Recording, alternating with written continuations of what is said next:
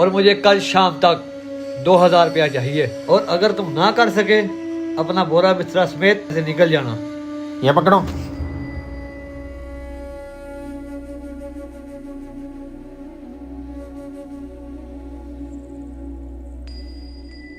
साहब साहब अल्लाह के नाम पे कुछ दे दो साहब। तुम्हें शर्म नहीं आती भीख मांगते हुए? शर्म? साहब एक माजूर और क्या करेगा।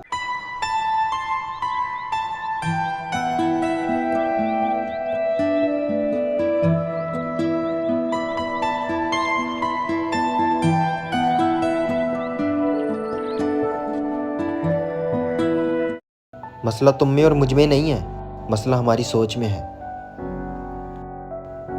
हम माजूर नहीं हैं, बल्कि असली माजूर तो वो हैं जिनको अल्लाह पाक ने सब कुछ दिया है।